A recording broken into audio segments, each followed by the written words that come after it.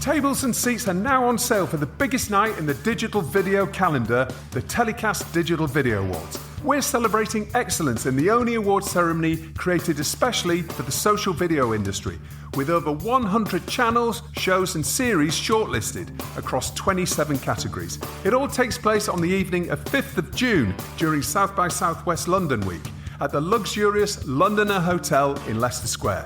The guest list reads like the who's who in the next generation of entertainment. So book your table, half table or seat now and join the talent and executives shaping the content industry of tomorrow. Just visit digitalvideoawards.co.uk to secure your place now. The TellyCast Digital Video Awards, the biggest night in the digital video calendar. We'll see you there.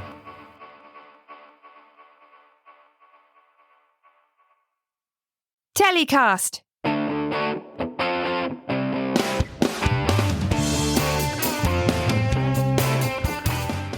Hi, I'm Justin Crosby and welcome to another TellyCast. Many UK independent TV production companies have gone bust or in serious trouble since the commissioning downturn hit last year as a result of financial uncertainty, falling revenue figures and the drop in advertising revenue for commercial broadcasters. The term survive until 25 has become a watchword for businesses as they struggle to keep going as the content industry undergoes a fundamental shift that will likely lead to lower levels of production in the coming years. But will things be better in 2025? What are indies doing to stay at the table? And what are broadcasters and other industry organisations doing to help, if anything? This week's show marks the return of The Secret Producer, a special show where I speak to some of the UK's leading indies under the cloak of anonymity. We've changed their names and voices to protect the identities as they speak frankly from the front lines of TV production to tell their stories of frustration and business survival. They're all true indies and not part of wider production groups. My first guest is Jim, who runs a southern-based indie. Hi, Jim. How are you doing? Very good. Thank you. Nice to have you on the show. Thank you very much for coming on and sharing maybe a few war stories or a few frustrations or really what I'm keen to get is a bit of a sense of what it's like from the front lines. How's business right now?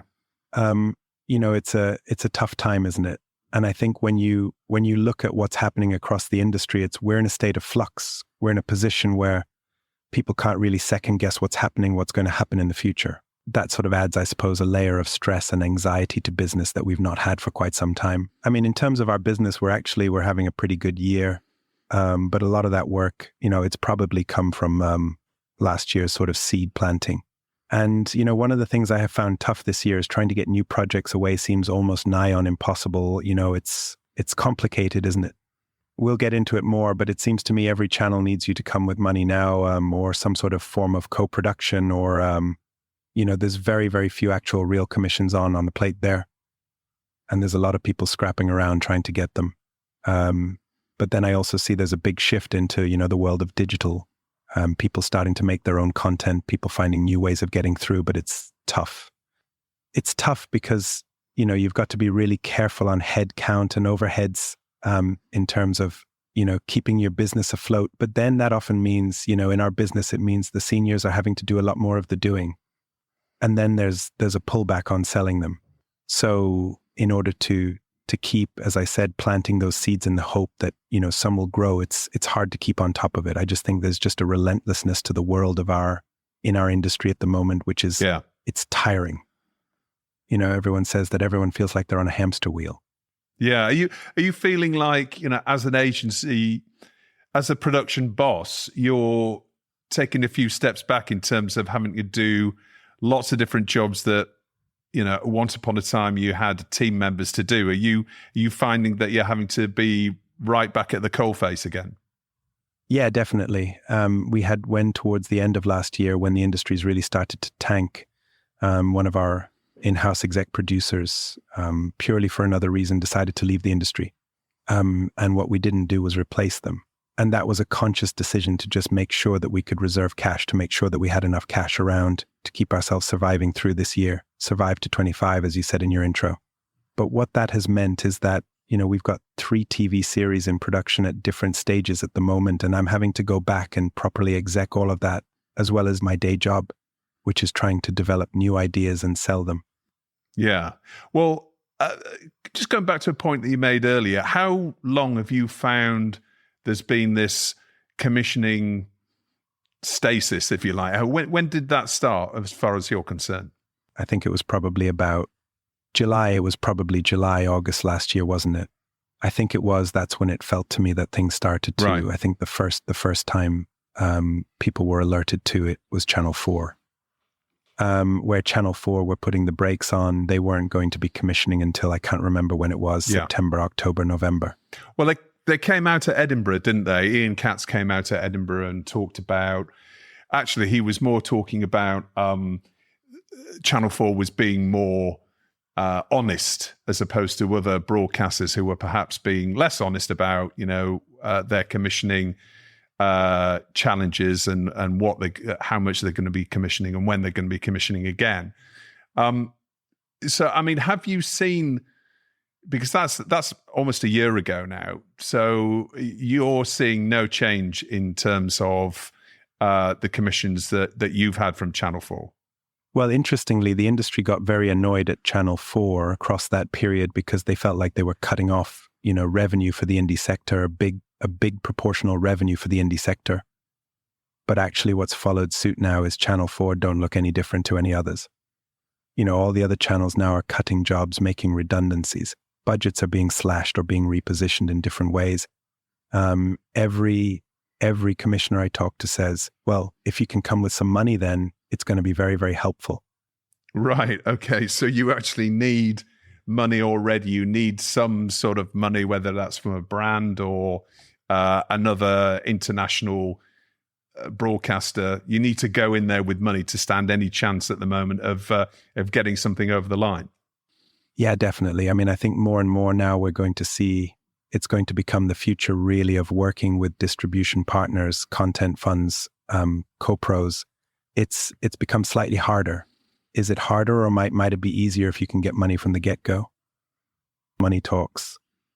But if you're going to distributors though, and having to get a distribution advance, essentially, get a distribution investment from the get-go, doesn't that then mean that all the content that's going to be commissioned is going to be something that will have to travel internationally to even get a chance of being made? And therefore, we're not going to be seeing shows that are quintessentially British, if you like.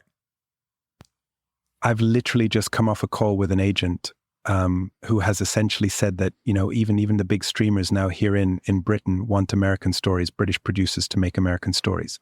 That term content soup, it does worry me because it feels like everything now that is wanting to be commissioned has to be very big budget, 800, 000, $1 million. They might have some tax credit involved. So then that's going to be a hero show for a broadcaster or streamer to really market, to stand out in a crowd and be a really big noisy show so that it draws a crowd to them, and then their job then is to retain that audience.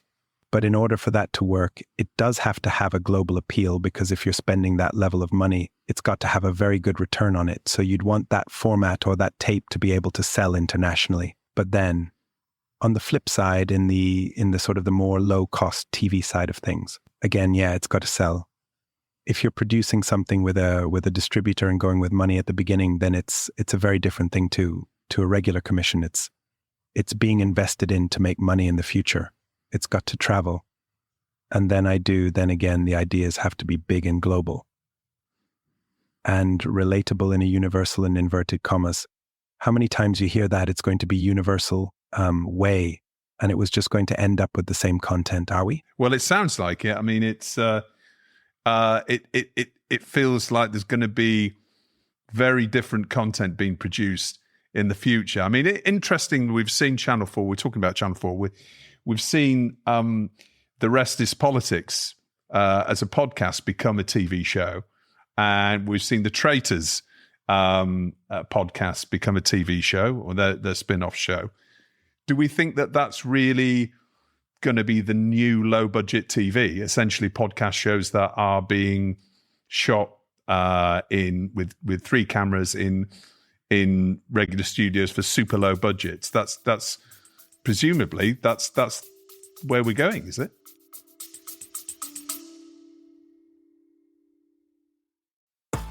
Want to get ahead in digital-first content? The Drop is the go-to newsletter for industry professionals, delivering insider news, trends, and insights straight to your inbox. Navigate the fast-changing landscape of digital-first production, distribution, and monetization. Sign up now for free at dropmedia.co.uk and stay informed with The Drop.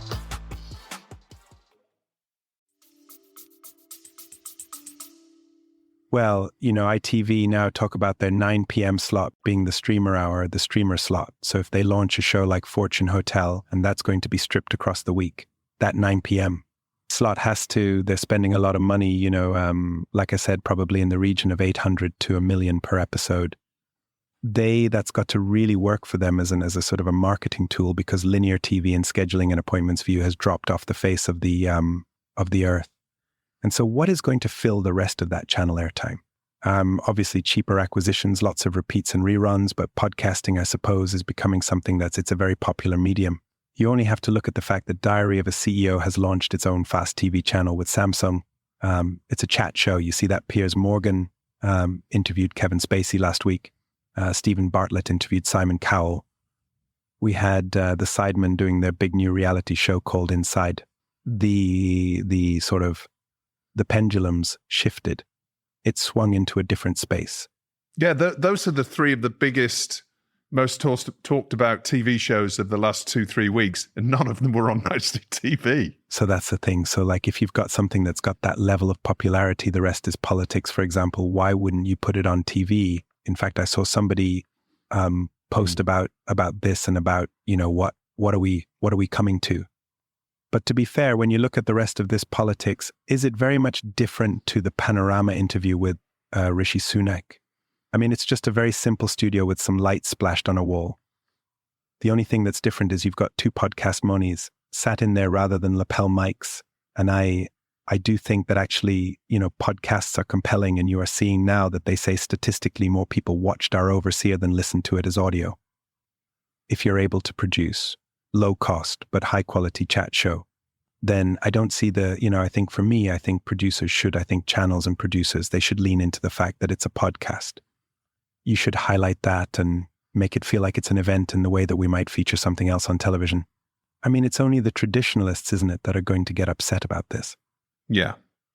Well, it's reality. Like you say, it sounds like there's going to be fewer bigger bets, and the big bets are going to be big, and there's lots more airtime to fill. So this seems like, trying to create a new form of premium content that's low cost sounds like that it would make sense. I mean, if you saw in a streamer, a category which said podcasts, and you went on it, and there was loads of different podcasts on there, and they were all studio-based shows, you wouldn't think twice about clicking on them and viewing them through that. But because it gets put on your channel as an appointment to view thing, what is the difference? There is no difference. You've just entered that world through a different bloody button on your remote control.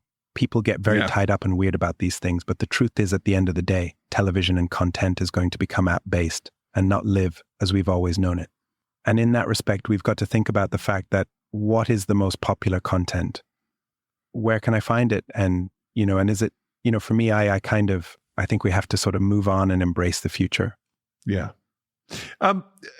You talked about some big names then, and it brought to mind the issue of talent and agents.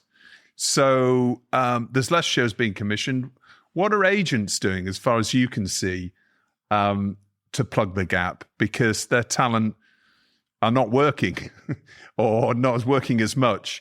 How's it affecting your conversations with agents?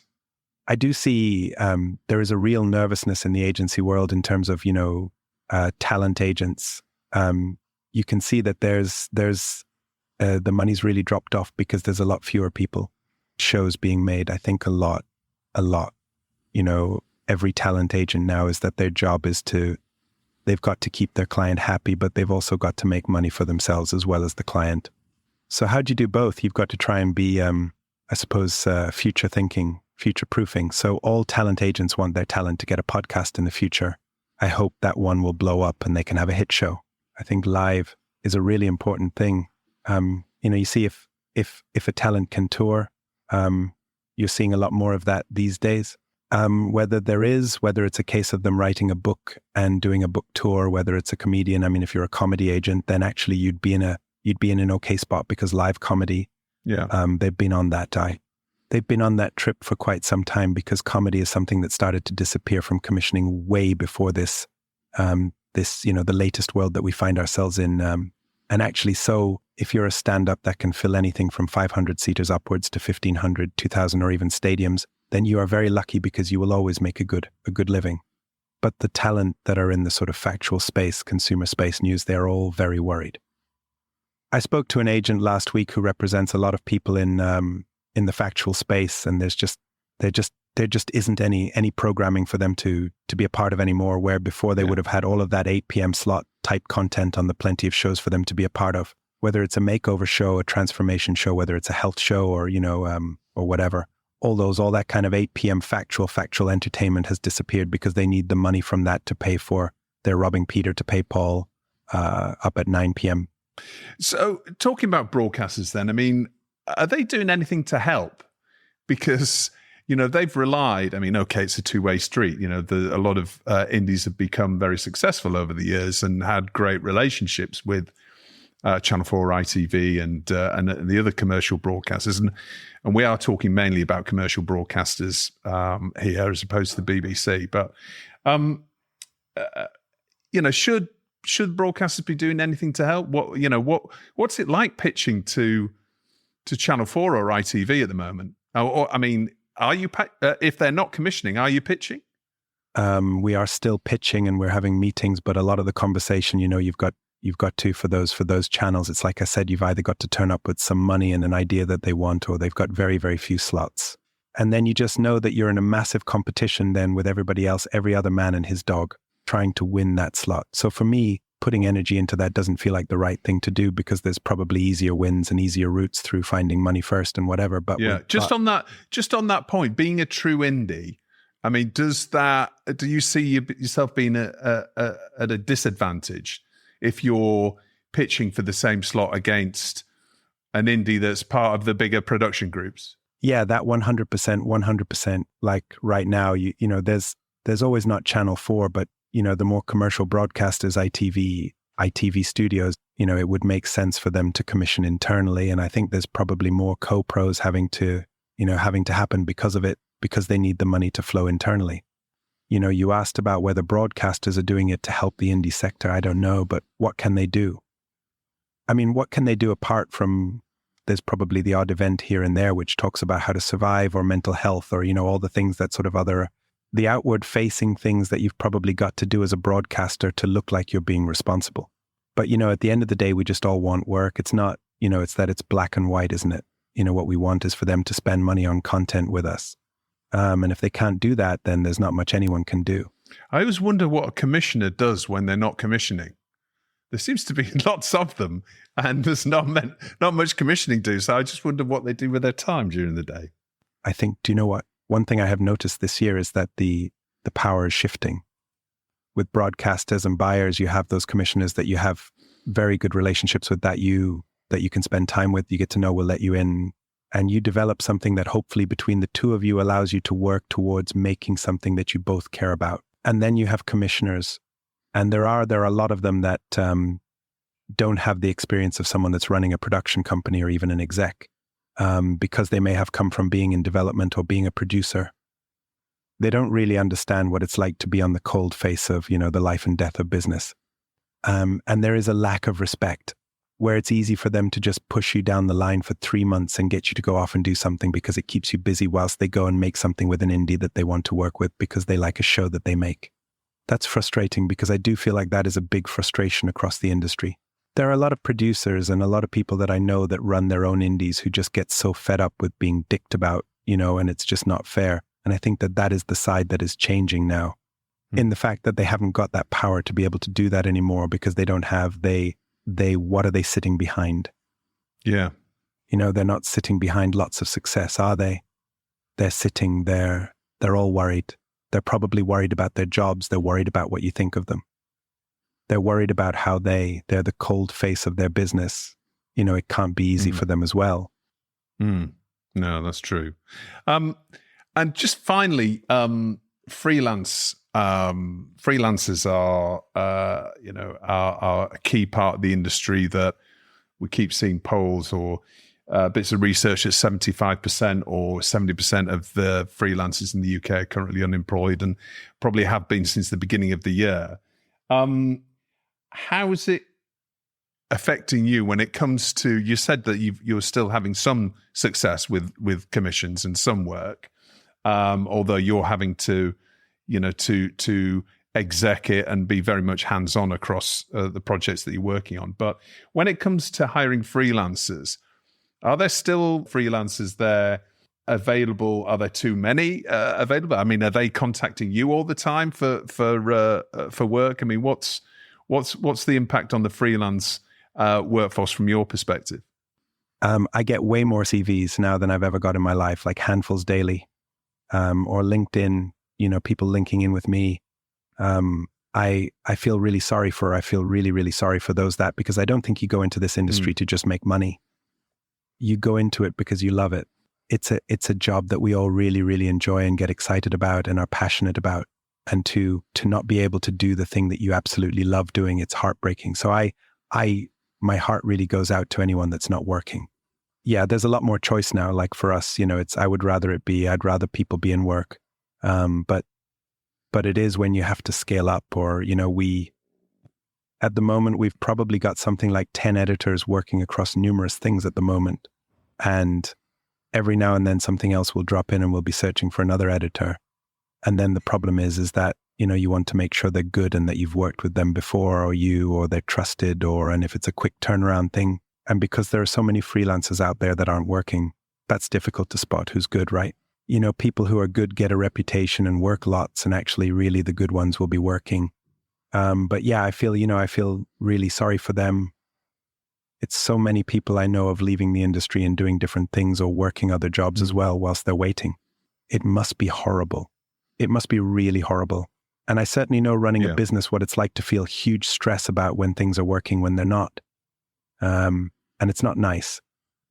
And, I'm touching wood when I say that we're having an all right year because it's not over yet. And we still, like I said at the beginning of this chat, I still can't see the woods through the trees yet.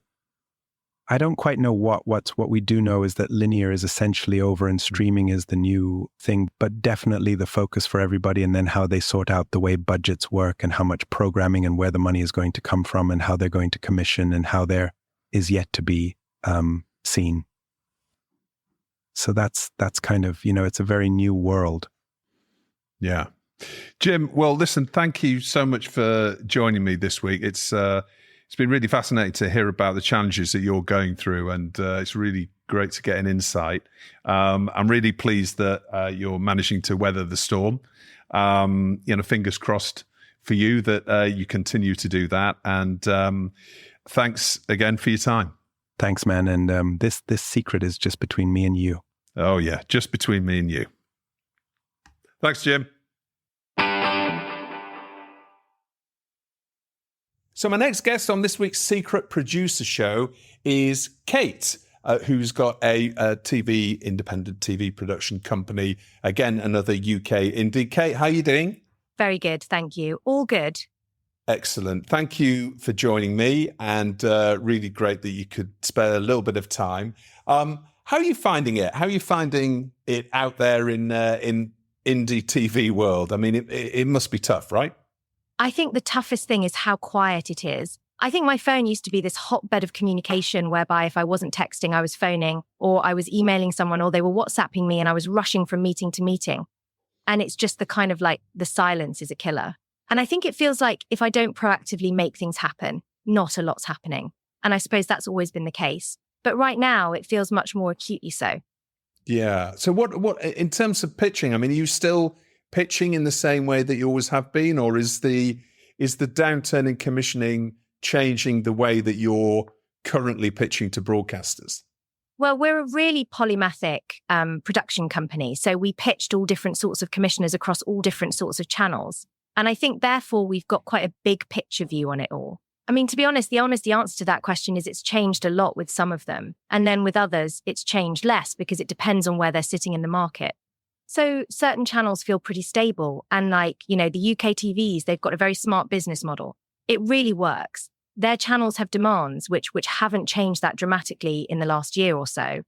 And then there are other channels like, the BBC also, their demands haven't changed dramatically, whereas other more commercial organizations have definitely changed their shtick. And we are having to adapt and go through different means to kind of approach them in maybe a different way with thoughts of co-production and thoughts of different ways of making programming, sometimes thinking more low cost or sometimes more high impact. I mean, I don't know if I can go on to say, but this whole talk of the missed middle, the middle that's gone, so to speak, I don't quite buy it. I think that, everyone's watching all different sorts of television and viewers don't see things in high budget or low budget. They just see good telly or not good telly, and they're very forgiving of low budget. Nowhere more do you see this than on TikTok. I have the misfortune of watching quite a lot of YouTube with my 16-year-old son, and I can see exactly what they're watching, and what they're watching is all different sorts of quality, sometimes very low quality, and they wouldn't see it as middle or anything. They just think that's what they want to watch, and that's getting often millions of views. Well, I'm assuming, I'm going to make the assumption that you're perhaps talking more about ITV and in particular Channel 4 there, when you're talking about the change in the demand of the type of content that they're looking for. Is that fair to say? Yeah, I mean, there's barely any point in talking to ITV. They lost their factual base a very long time ago. And although they've got a few great shows, in the kind of long lost Family World or Love of Dogs, which they used to have, obviously, and they're reinventing, and they've got some really great kind of quiz shows in the kind of 1% club. They haven't got a kind of structure set up to take on a lot for factual. And when the downturn is as it is, it's got to be one of the first of all. Right. Okay. So you as a predominantly factual producer, you're just not bothering with ITV anymore. And how are you approaching Channel 4? What's the news there? It's funny, the relationship with Channel 4, because it's in a funny time as a channel. I mean, the news there, and I'd only say this anonymously, is it feels like they haven't got enough commissioning hits to really pin a great schedule on terrestrial around, and they're concentrating very heavily on streaming, which for them has been quite a big growth area, which is great. But I think going back to the viewer, I think we shouldn't avoid anything at our peril. We should look both at terrestrial and streaming as the future and not be so frightened by the means in which it's consumed the programme. I think the commissioning is not been up to scratch at Channel 4. It's difficult because they don't have the budgets either to really commission widely at the moment. So they're taking either very big bets or very low cost bets. Yeah. Well, we've seen a lot of the networks cutting staff by about 20%. It seems to be the sort of general figure that ITV and Channel 4 and other networks as well. I mean, in terms of how that affects a factual producer like you, I mean, are you also having to cut your overheads at the moment to make sure you're still fit for 2025, which is what we're talking about, trying to survive until 25?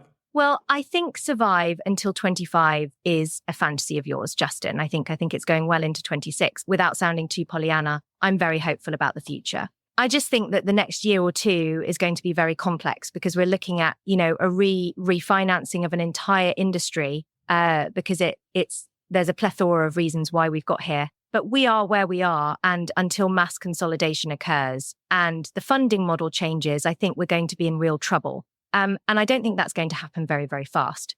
But equally, when we're watching over 5 hours of television, long form a day as individuals in the UK, I think we've got to have confidence that those numbers are rising. That's very positive. And we've got to have faith that the viewer will come to us when we find ways of making that content get to them, which makes financial sense for our company and how we're cutting costs or not cutting costs.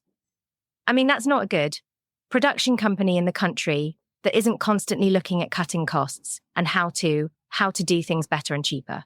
If anything, I think we're seeing this as an opportunity to diversify what we are doing with our content production. There's never been more of a demand for it. I mean, it's just, we're seeing it perhaps, and not just the way we used to. So we're diversifying into podcasts. We're diversifying into different markets, which might be interesting to us. We're open to more commercial arrangements, which we hadn't been before. I think we're just trying to think of all different ways. I don't know what the future holds, but I refuse to be scared of it in a time when I see that the consumption of great television or content, couldn't be greater and is increasing.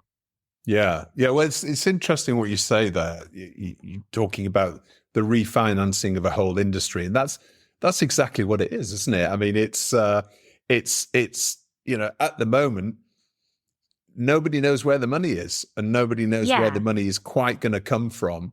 And we know that about all the money that's moved onto social media when it comes to advertising, and that's not coming back.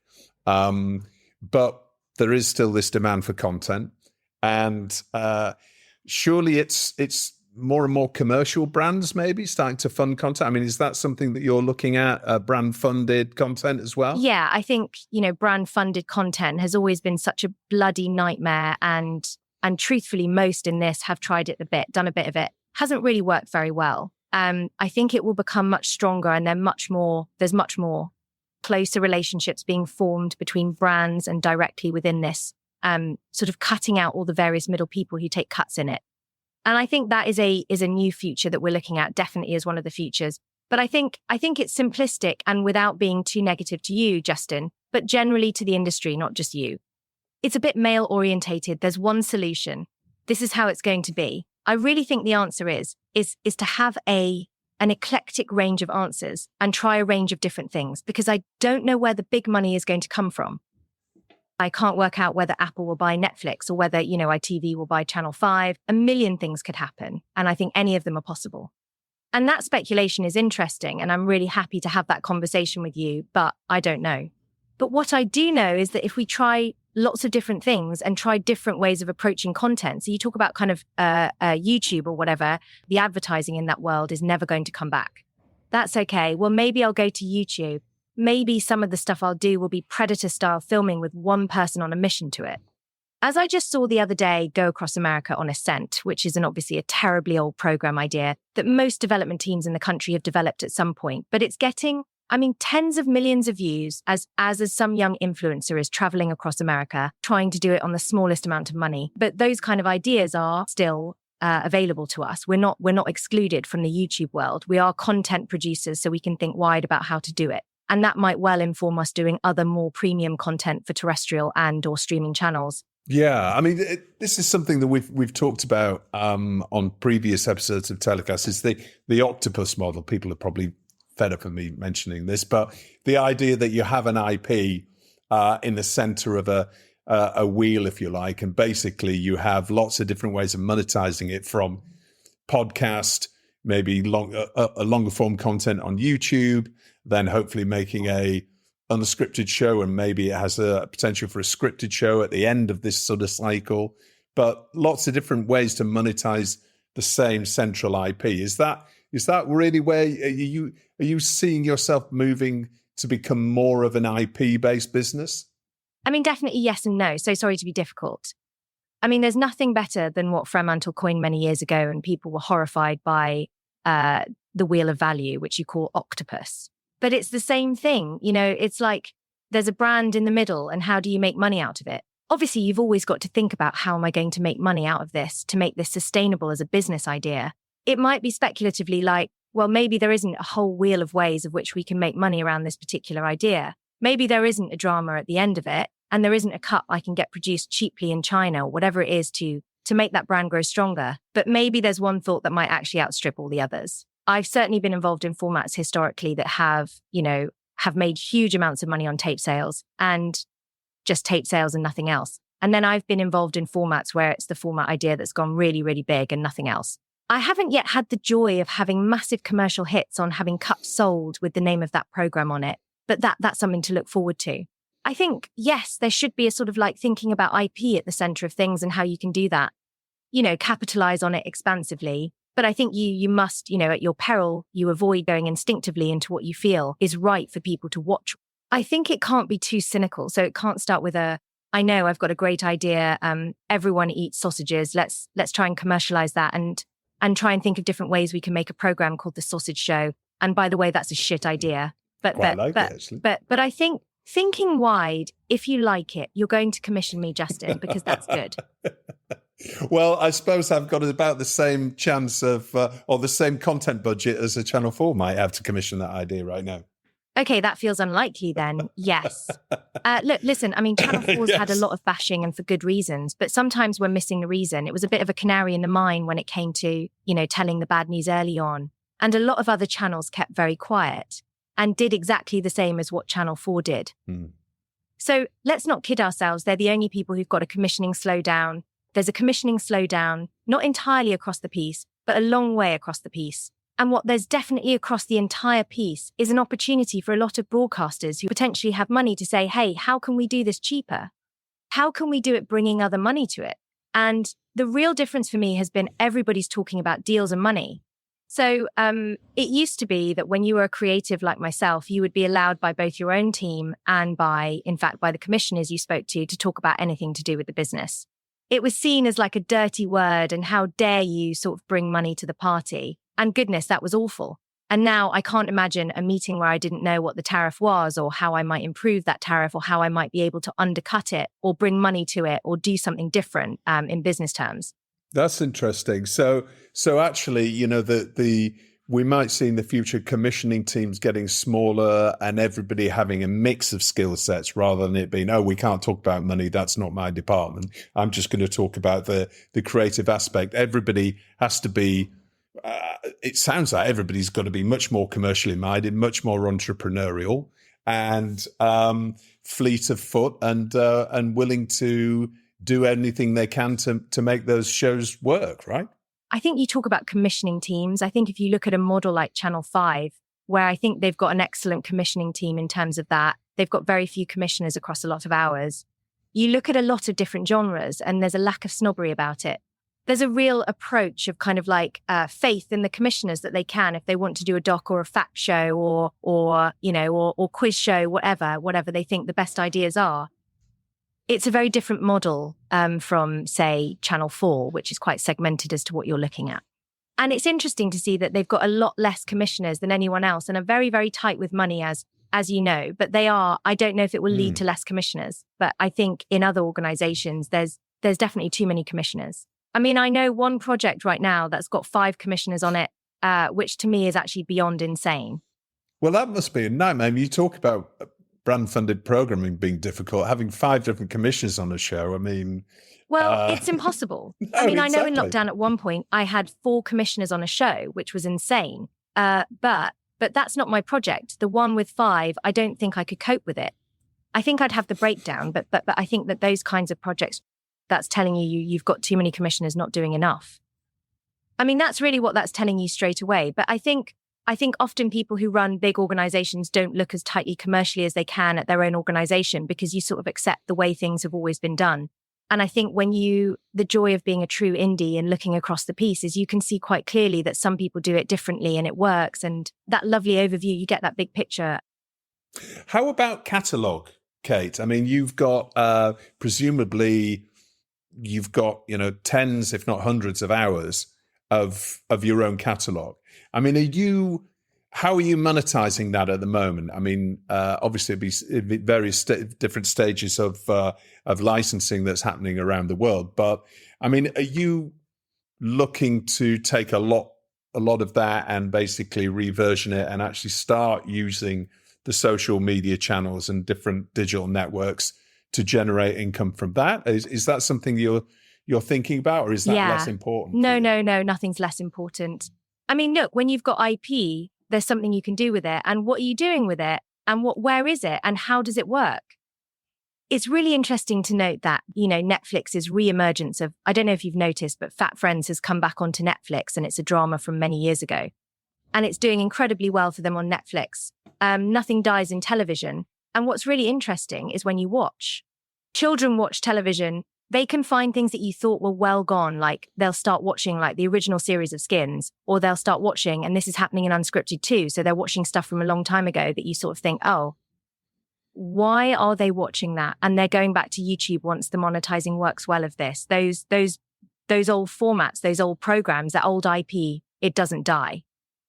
nothing's dying. So it's a bit like your digital thumbprint, whatever it's called, never ever disappears. Well, neither does your kind of like a television history. So in terms of what we're doing as a company is consider, I think it's early days on trying to work out just because a broadcaster isn't interested anymore in that program you used to make. I mean, if something was decommissioned and it doesn't seem right, I can't think of a show, but say Don't Tell the Bride or something, I don't know if that's on air still. But then how would you approach that as getting it to the public? Because someone's going to want to watch it. We've got one particular quite factual format was unbelievably successful, and it ran for, countless of hours, well into the hundreds, and was very, very popular when it was decommissioned because it didn't suit the channel's desire of what they wanted to do moving forward, which I totally understand, by the way. However, there's an audience who love that program, and therefore there's money in that program. How to get that program to that audience is an interesting question. So, do you put it on a fast channel? Do you try and do a deal with another channel who'll show it? Can you sell the whole back catalogue? Do you set it up yourself? Do you just put it up on YouTube and monetize it for our advertising? These are the questions which we are thinking about. I think it's complex because going back to what I said earlier, there isn't one solution. There are a range of solutions, and I think it's just keeping your mind open to, if you've got something that's been on there and has been popular in some shape or form, there's something you can do with it. It's worth remembering things like Farmer Wants a Wife, which was a format many years ago on ITV. It didn't really rate very well for ITV. In fact, I think it was pulled off after a very short period of time. However, it's internationally a huge format. So my final guest on this week's show is Peter, who's a indie owner, again from London, mainly focusing in animation. So that's an interesting area. We've talked about two predominantly factual producers up to this point. Peter, how are you doing? Thank you for joining us. Yes, no problem. Pleasure to be here. Brilliant that you're spending time to talk a little bit about how this commissioning downturn is affecting you. So first of all, tell me about, the last 12 months or so. How's that affected your business? So I think it's definitely gotten tougher for sure. I think it's a very different world to what it was maybe during COVID or before COVID.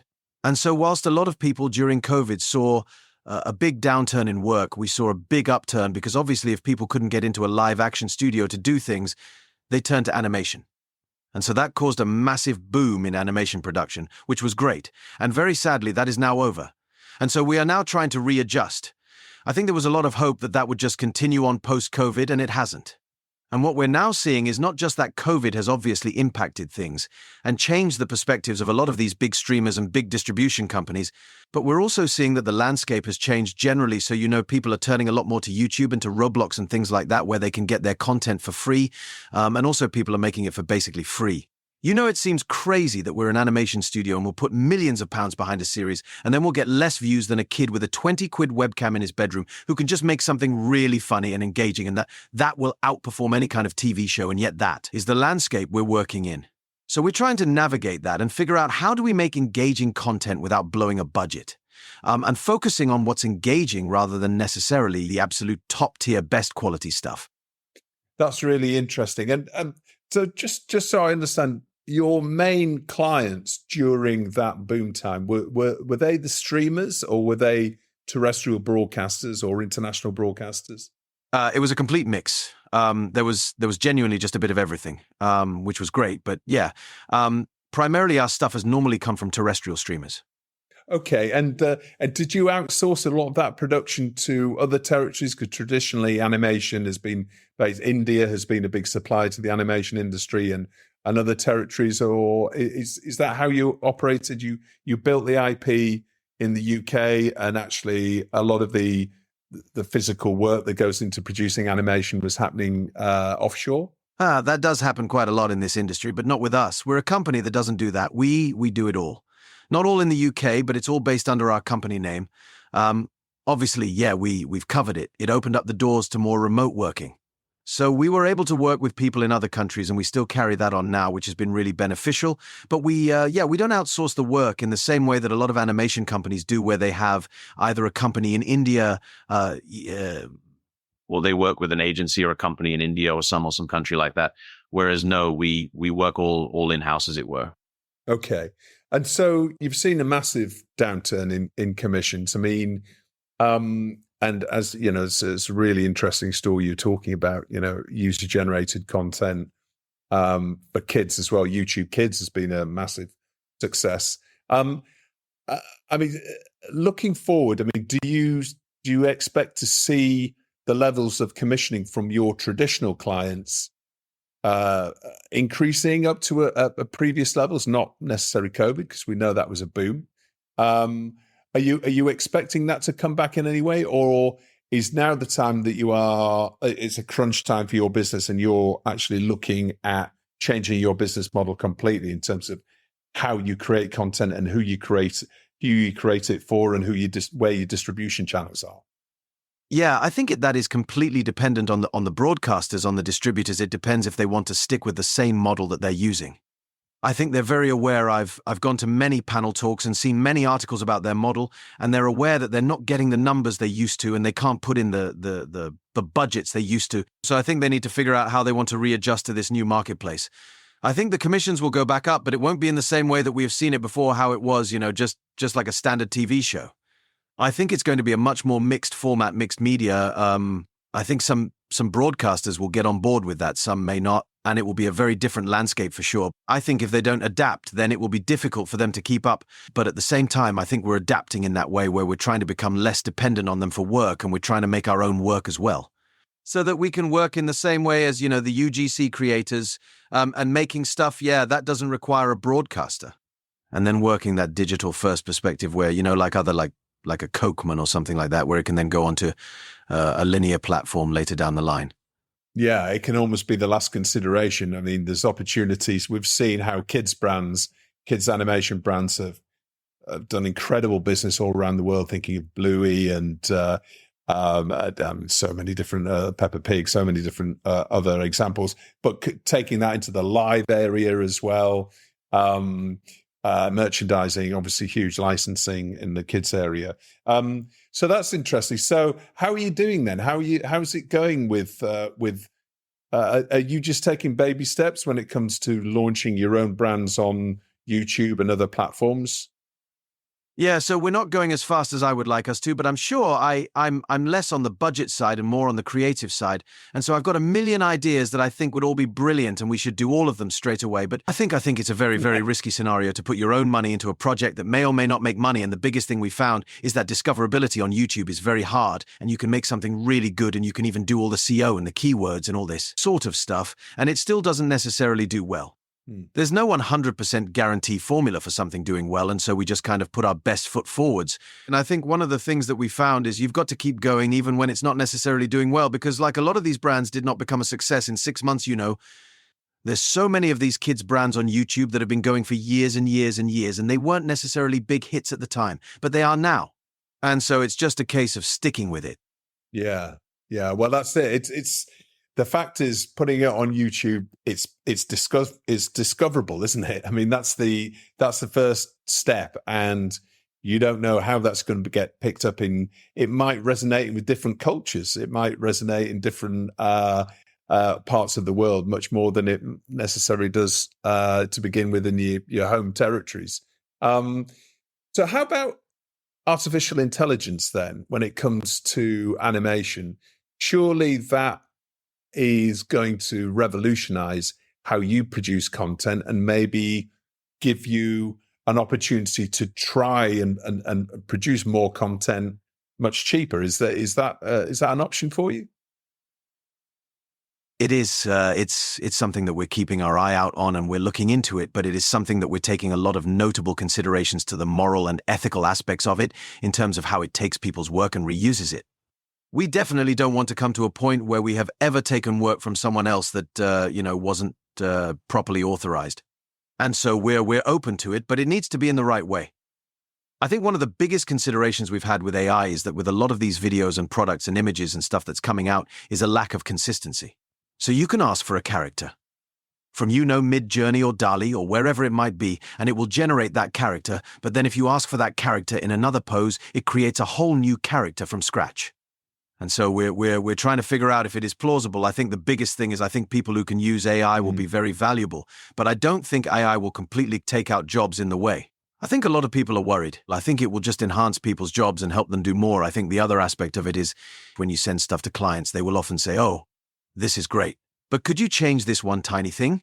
And if you don't have layered files, you can't do that a lot of the time, and often ChatGPT or also DALL-E or Midjourney or whatever it is can't make those sorts of changes because they're too specific and that's not within its pro. I find that it works on a very broad scale picture and it's not at the point yet where it's very detail oriented. And so maybe down the line, maybe that will change, but right now I think we're still very much focused on just on human-based content. But at the same time, I'm sure, there's lots of AI content coming out which is competing with us. And so that's why we haven't written it off altogether, but we're not actively progressing it. I think we're keeping an eye out. We're seeing what other people are doing because we don't want to be left behind, but we don't see it as a replacement for what we do right now. Right. Okay. And so when it comes to you as a business, where you are right now and looking ahead to the next 12 months or so, are you confident? How's your outlook at the moment? How are you feeling about the next 12 months? I'm nervous but optimistic. I think it's the key thing. I think there's lots of great ideas out there, and if we can execute them on a budget that is workable and less risky, then that works for us. I think we are starting to get our ducks in a row and getting our heads around this digital space. I think digital has been written off for many years as a bit of a joke and a bit of a side thought and not really being taken seriously. I think it's been taken seriously for things like marketing, but not for the place to actually launch new brands. And now that is starting to fade. And so as people start to take this more seriously, we're able to move into that space more aggressively, and hopefully we'll be able to do that and do more. We've been able to keep a decent amount of work, which is great. So I think keeping that work is great. And then the next step is, okay, we've got that. How do we then actively progress it into a point where it is making a lot of money and keeping us afloat? So that will be the next step in terms of just making sure we get to those stages earlier than we have in the past. It's taken us a long time to actually get a YouTube channel or whatever it is sorted. And now we're much more proactive rather than reactive in that situation. All right. Well, Peter, thank you so much for joining us. It's been great to hear you sharing, your challenges, and it's a massively changing landscape, isn't it, right now? And shifting sands feels like the term. But I wish you all the best for the next 12 months, and fingers crossed for you. And I'm sure we'll be seeing you in 25 and 26 and beyond. Definitely. Yeah. Thank you so much. Well, that's about it for this week's show. I hope you enjoyed it. Thanks very much to all the indies who contributed to this show anonymously. TellyCast was produced by Spirit Studios and recorded in London. For more videos featuring movers and shakers of the TV and digital content industries, don't forget to subscribe to TellyCast. Just search TellyCast TV on YouTube or hit the link below. Next week, following the tragic death of producer John Bolson, we look into the issues of duty of care in the TV industry.